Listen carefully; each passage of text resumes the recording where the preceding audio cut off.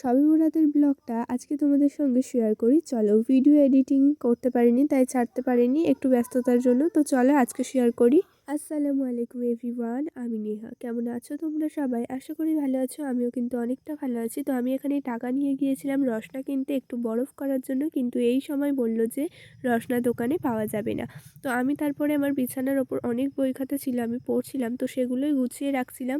আমার ড্রয়িং ব্যাগটাও বিছানার ওপরে ছিল, তো সেগুলোকেই এক এক করে গুছিয়ে নিচ্ছিলাম। তো সরি, আমি একটু ভুল বলে ফেলেছি। এই ব্লগটা হলো শবে বরাতের দিনের না, এটা হলো শবে বরাতের পরের দিন, মানে যে রোজাটা হয় না সেই রোজার দিন, শবে বরাতের যে লাস্ট রোজাটা থাকে। তো আমি এখানে তারপরে বিছানার সব কিছু গুছিয়ে নিয়েছি। আর এই যে দেখো, আমার বিছানার চাদরটা প্রায় অনেক দিন ধরে কাচা হয়নি, তো ভাবলাম চলো আজকে একটু কেচে দেওয়া যাক। আর যেহেতু বাড়িতে আছি, স্কুলও ছুটি আছে, তো এই রুমে কেউ থাকে না, শুধু আমি সারাদিন পড়ি, তাই জন্য খুব একটা নোংরাও হয় না। তাও আমি কিছুদিন পরে পরে বিছানার চাদরটা চেঞ্জ করি, কারণ আমার ভালো লাগে বিছানার চাদর চেঞ্জ করতে। আর এই যে দেখতে পাচ্ছ কিউট পুতুলটা, মানে টেডিটা, এটা কিন্তু কোনো টেডি না, এটা একটা ব্যাগ। তো ওটা কেন ব্যাগ সেই গল্পটা তোমাদের সঙ্গে পরে শেয়ার করব। তো এখানে আমি বিছানার চাদরটাকে তুলে নিচ্ছিলাম কাচার জন্য।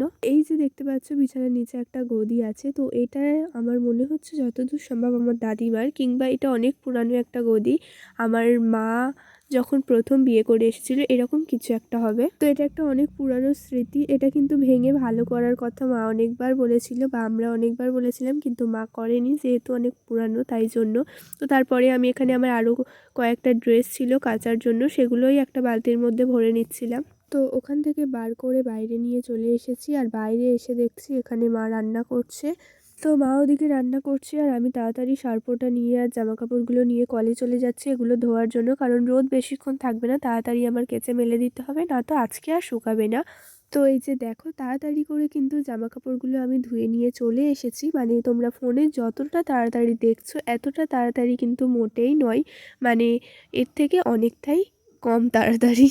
তো জামা কাপড় যেহেতু ধুয়ে নিয়েও চলে এসেছি, তো এবার তো মেলে দিতেই হবে, যেহেতু শুকাবে জামা কাপড়গুলো। তো ভালো করে আমি নিংড়ে নিচ্ছিলাম, তো যাতে তাড়াতাড়ি আরও শুকিয়ে যায়। তো তারপরে আমি এখানে মেলে দিচ্ছিলাম একটা একটা করে সমস্ত জামা কাপড়গুলো, বিছানার চাদর সব কিছুই। তো বাড়িতে কিন্তু আমার সমস্ত কাজগুলি, মানে আমার জামা ধোয়া, আমার এই সমস্ত কাজগুলি আমি নিজে নিজে করি, আমার মায়ের দিয়ে করাই না। আর যখন একদমই করতে পারি না তখন কিন্তু মা করে দেয়।